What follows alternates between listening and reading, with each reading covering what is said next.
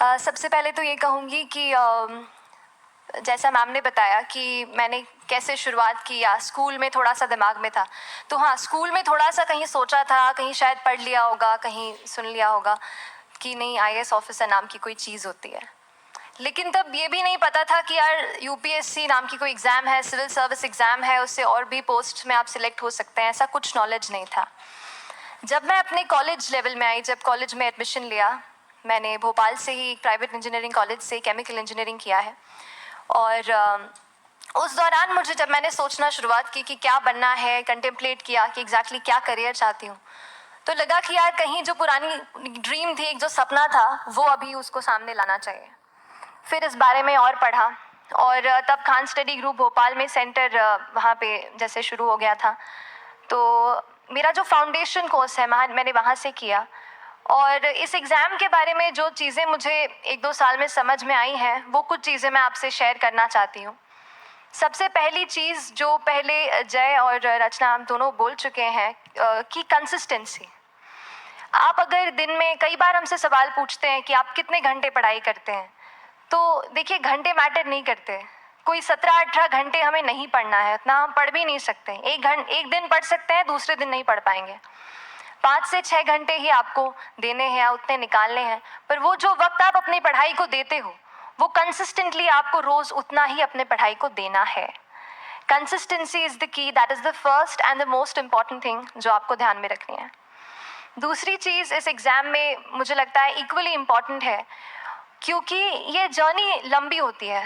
जैसे एग्ज़ाम ही 1 साल तक चलती है, आप प्रीलिम्स देते हैं, फिर आप मेंस देते हैं, आप इंटरव्यू में जाते हैं पर्सनालिटी टेस्ट के लिए। तो एग्ज़ाम 1 साल तक खुद चलती है।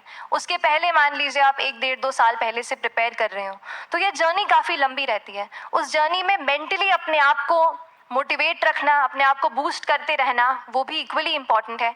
और इसीलिए अपने आप पर भरोसा बेहद ज़रूरी है।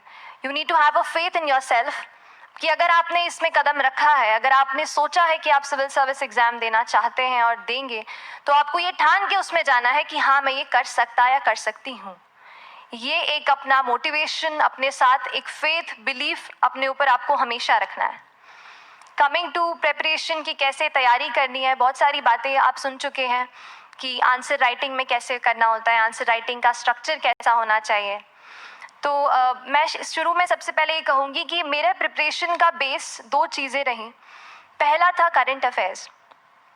करंट अफेयर्स इसलिए मैंने उसको उसी से शुरुआत की क्योंकि करंट अफेयर्स सबसे इंटरेस्टिंग पार्ट होता है। कई बार आपको हिस्ट्री कभी बोरिंग लगेगी, कई बार आपको लगेगा ज्योग्राफी इतना, कभी हर किसी के अपने अपने फेवरेट्स होते हैं। तो मुझे वो 2 सब्जेक्ट्स लगते थे कि यार इतना मन नहीं करता है। लेकिन न्यूज़पेपर्स और करंट अफेयर्स में जो भी नया चल रहा है, वो मुझे हमेशा इंटरेस्टिंग लगता था। इंटरनेशनल रिलेशंस में क्या हो रहा है, क्या सोशल रियलिटीज़ हैं, कहाँ क्या हुआ, उसका क्या इम्पैक्ट पड़ेगा एडमिनिस्ट्रेशन पे और हमारे कंट्री पे। तो उसको आप अपना एक बेस बना सकते हो।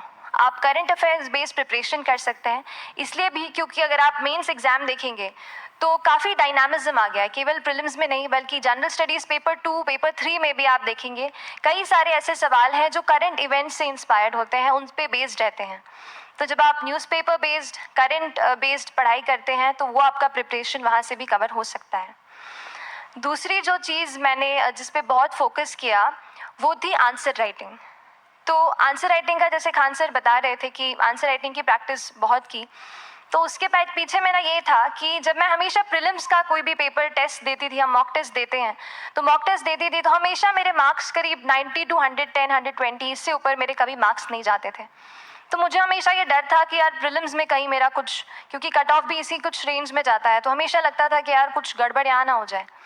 लेकिन जब मैंने आंसर राइटिंग की और मेंस एग्जाम के बारे में जाना, तब मुझे लगा कि आंसर राइटिंग एक ऐसी चीज़ है, मेंस एक ऐसा फेज है सिविल सर्विस एग्जाम का जहाँ पे आप अच्छे से तैयारी कर सकते हैं। And if you have written the answers, if you know कि you have covered the points well, if you have included उसमें कुछ आपने facts, international reports, government schemes, आपने कुछ ऐसे उसमें सॉल्व भी डाला है, तो जो रिजल्ट आएगा वो सेटिस्फैक्ट्री ही आएगा, अच्छा ही आएगा।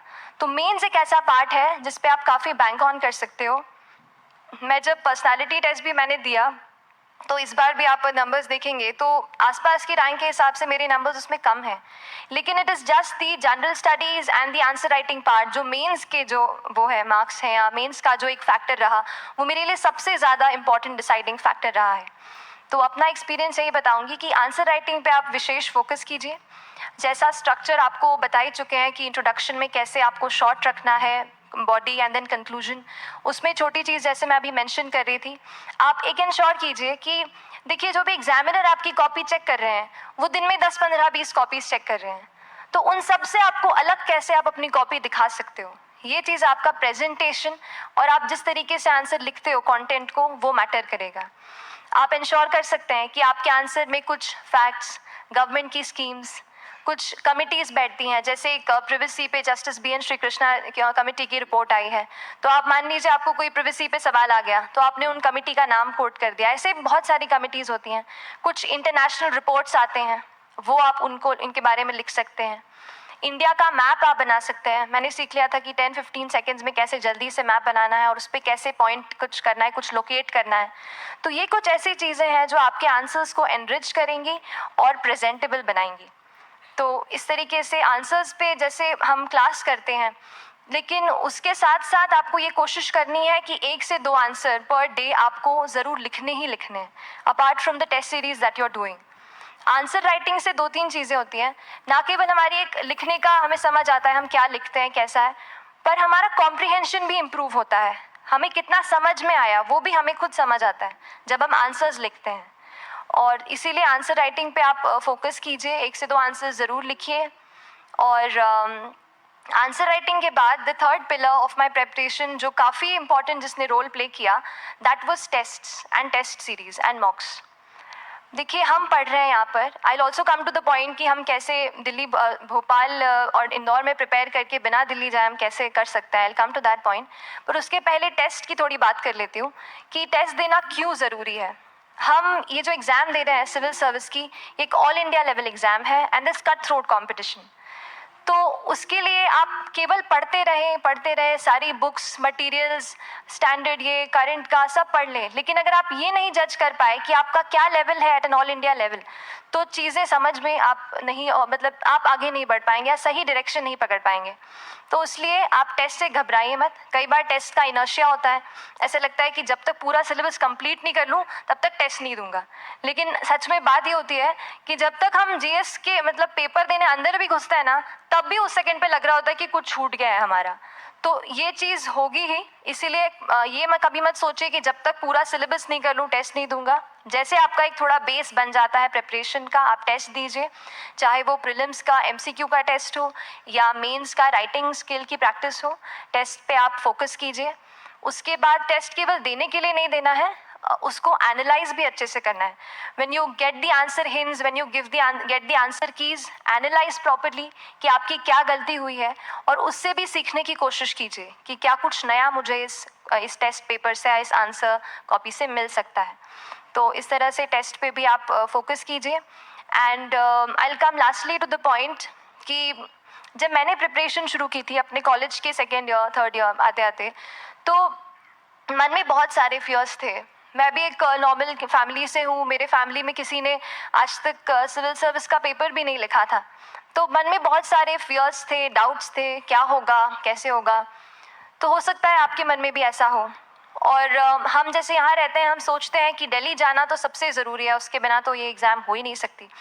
तो उस पर मैं एक चीज़ बताना चाहूँगी कि जैसे KSG जैसे इंस्टीट्यूट है, जो फैकल्टी भी हमें वही मिलती है जो दिल्ली में पढ़ा रहे हैं, तो ये एक बहुत पॉजिटिव पॉइंट है कि क्वालिटी का कोई दिक्कत नहीं आएगी। बस एक चीज़ है, आप ज्वाइन करते हैं class, that will only provide you a direction. वो आपका रास्ता दिखा सकते हैं आपको कि इस रास्ते पर आपको चलना है, लेकिन चलना उस रास्ते पे आपको खुद है। You have to work on your own.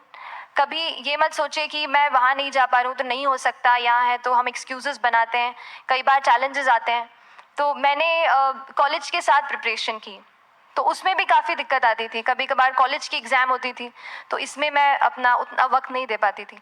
तो उस मोमेंट पे फिर प्लानिंग ने मुझे बहुत हेल्प किया कि हम किस तरीके से अपने कॉलेज के एग्ज़ाम के लिए प्लान कर लें। जैसे मैंने इंजीनियरिंग की है और मुझे पता है कि हम इंजीनियर्स 1 महीने से ज़्यादा पहले से पढ़ते नहीं हैं। पढ़ते हैं क्या? तो वो चीज़ आप ध्यान रख सकते हो, उसको अपना स्ट्रॉन्ग पॉइंट बना सकते हो। 1 से 1.5 महीना जब exam is approaching, I used to plan my entire syllabus का प्रिंट आउट निकाल के I used to make my notes, उस तरीके से उसको मैं पढ़ाई उसको संभाल लेती थी। तो whenever you are managing those things together, focus on planning, किस तरीके से आप एक माइक्रो प्लान बनाएं, अपना डेली एक प्लान बनाएं, वीकली टारगेट सेट करें और एक ब्रॉड विजन दिमाग में रखें कि ब्रॉडली आप मंथ्स में क्या कवर करने वाले हैं। अगर आप प्लानिंग अच्छे से करते हैं तो ज़्यादातर पोर्शन आपका वहीं से कवर हो जाता है, और जब आप टारगेट्स बनाते हैं, उनको टिक करते हैं, तो एक सेंस ऑफ कंप्लीशन भी आपको मिलता है कि yes, I am on the right path और मैं सही जा रहा हूँ या जा रही हूँ। तो इस तरीके से प्लानिंग पे भी इक्वली फोकस कीजिए। एंड बस यही सिंगल बिगेस्ट मैसेज मेरी तरफ से यही रहेगा कि आपने अगर ठान लिया है, अगर आप सोचते हैं कि आप ये एग्ज़ाम क्रैक कर सकते हैं, तो आपको रोकने वाला और कोई नहीं, आप खुद ही हो सकते हैं। तो खुद आप अपनी रुकावट कभी मत बनिए, एक्सक्यूजेस मत बनाइए। ऑब्स्टिकल ज़रूर आएंगे, उन्हें आपको चैलेंज करना है। Challenges are meant to be challenged. तो सही तरीके से अपने ऑब्स्टिकल्स को हैंडल कीजिए, और इस एग्ज़ाम में अगर आप सही स्ट्रैटेजी रखते हैं तो आप अपने एक अटेम्प्ट में ही इसको क्रैक कर सकते हैं। एंड एनीवेज, आप जो भी अटेम्प्ट नेक्स्ट रखते हैं, दिल में यही रखिएगा कि जो ये मेरा नेक्स्ट अटेम्प्ट होने वाला है, ये मेरा बेस्ट अटेम्प्ट होने वाला है। कभी भी इस एग्ज़ाम को हाफ हार्टेडली मत दीजिए कि चलो दे के देखता हूँ कैसा है पैटर्न का एग्ज़ाम का। अगर एग्ज़ाम का पैटर्न देखना है ना, तो घर पे 3 घंटा टाइम लगा के एग्ज़ाम दे दो, बस केवल पैटर्न देखने के लिए एग्ज़ाम अटेम्प्ट मत कीजिए। जब आप एग्जामिनेशन हॉल में जा रहे हैं या कोई अटेम्प्ट आपने सेट किया है, तो अपना सब कुछ उस एग्ज़ाम को दीजिए, अपना टाइम, एनर्जी, फोकस, जितना भी करेक्ट आप उसमें पॉजिटिविटी डाल सकते हैं उसको दीजिए, एंड पूरी तैयारी के साथ ही इस पेपर को दीजिए, and I am sure that you will succeed. So till then, all the very best to you and good luck. Thank you so much.